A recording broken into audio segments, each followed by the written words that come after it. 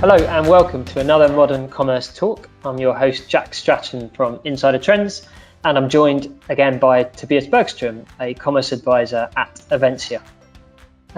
Tobias, thanks again for joining me.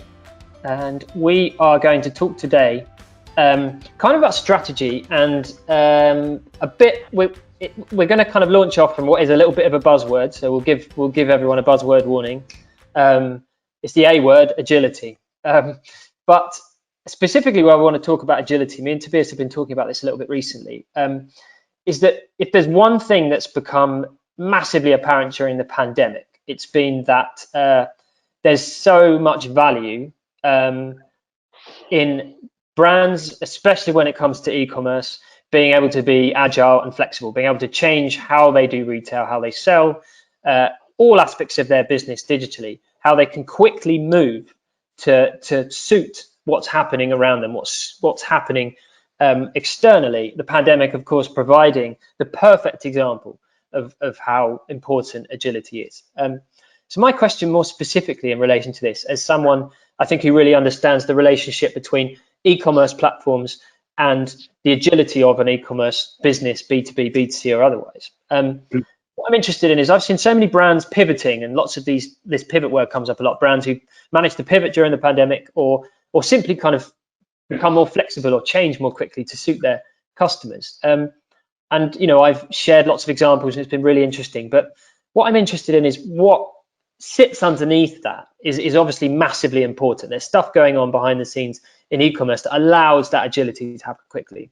So yeah, my question really is, what is the relationship between that agility and platforms? So what kind of platform do you need from an e-commerce point of view to support agility? Yeah, I think if you need business agility, and I think in this day and age, most of us do, you also need the technical agility, the platform agility. I mean, as you say, I think this has been put to the test for a lot of omnichannel and e-commerce companies during the pandemic. I mean, we've seen a lot of companies or retailers push out their curbside collection, for instance. And in order to do that in very quickly, you need to have an agile platform, technology that can support that. And of course, this world is full of platforms where the huge technical depths and integrations that are not easily fixed overnight. So I think for me, it's about preparedness and the willingness also to invest in being prepared for what you don't know yet. The pandemic is just an example. It's an extreme example, but I think we will see this need for business agility just exponentially increasing as well. And it can be you get new disruptive players onto your market or changing customer requirements or whatever. But we're pretty sure that business flexibility, customer flexibility, it goes hand in hand with technical agility. And when looking specifically, something we've discussed as well before and I've become more interested in, looking specifically at the tech stack involved in a particular platform. I'm hearing a lot at the moment about stuff like headless architecture, microservices, all that kind of stuff. So, technical, there's this technical stuff, but equally, I've heard that stuff associated with, being better at providing agility. And this idea of the tech stack being sort of decoupled, the back end of the sort of the platform being decoupled from the front end, so people can do different stuff that again helps with omnichannel. But I definitely get confused with some of that. So can you explain that a little bit to me? What is the connection? Why does headless make stuff more easier for businesses to execute in a more agile way? You're not the only one who's confused about it. I think most are actually, and just like with agility, there are some terms there that are being used extensively, and we're becoming kind of fed up with them, right? But with that said, I mean, it's really simple. It's it's about decreasing the dependencies you've got, and I think that works just as well in business life, e-commerce life, as it does in your personal life, if you want. I mean, without the dependencies or the connections, you have more freedom, and the same thing goes here. But that said, it's not obvious for everyone that they want to go headless and an API-oriented architecture, because it carries.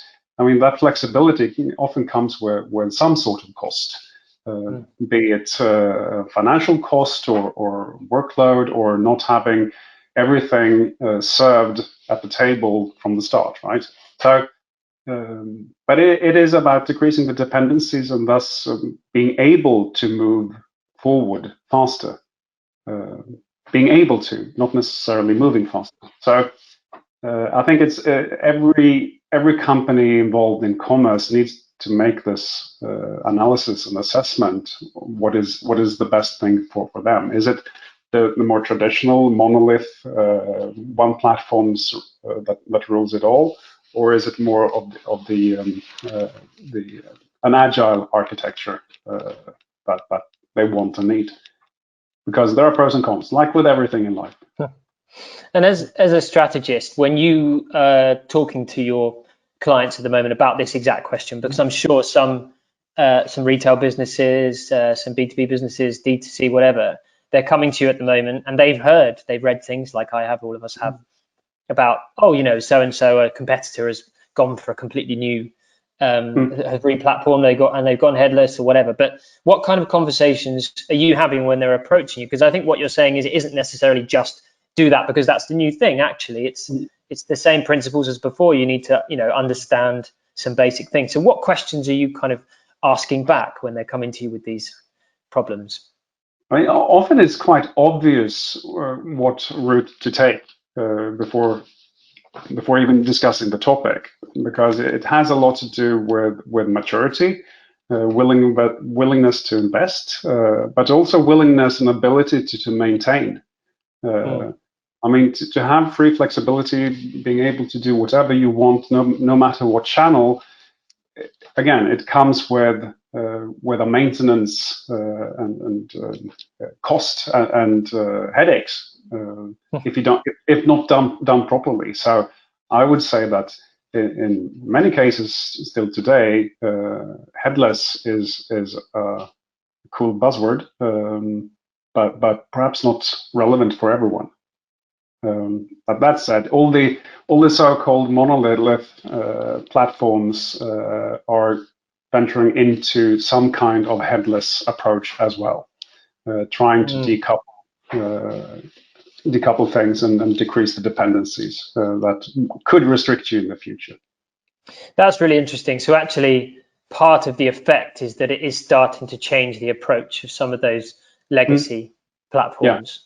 Which I guess is a good thing, because maybe for some retailers or some businesses, a hybrid approach is good. Yeah, absolutely. So, and that's great. Yeah, so I think it's more of a societal trend. I mean, decoupling, and I mean, I'm talking e-commerce here now, and commerce rather than our private lives, but I think divorces are actually on the decline. Funny enough, that's another issue. I don't know why. So I think not being restricted in what you do in 2 years from now is always good, right? And it's about balancing the potential cost for that. So, yeah, fantastic. And I think no, sorry, Karen. Having all the opportunities there is great, but it's a balancing act. Yeah, and it's interesting just hearing it from someone who advises, you know, whose job it really is to actually ask those initial questions before money is spent. You know, which direction do we go? I think it's just really useful for me to hear, because sometimes, you know, you can imagine people being led astray by these exciting, you know, concepts, you know, and maybe believing that a certain approach is right because that big competitor has done it, I don't know, it just reinforces for me that idea that you always have to go back into asking the questions of your own business. Yeah. you've got to be more sometimes inward looking in that sense. Yeah, and I think probably if that was it, yeah, if there's one thing I was interested in learning about headless, it's that, because honestly, I hear it so much at the moment. Yeah. I hadn't exactly worked out whether it's just that every brand's website is now headless. I don't know. Yeah, but again, just to reiterate, I mean, I think headless in itself doesn't matter, but the potential agility and time to market you can get is awesome, but it might come with a cost. So just do the maths, just do the equation before you endeavor into anything. Awesome. Thank you so much, Tobias, as always. That is always all we have time for on this particular Modern Commerce talk. Thank you very much for taking the time to listen to us, and we'll see you at another one again soon. Thank you. Thank you. Bye.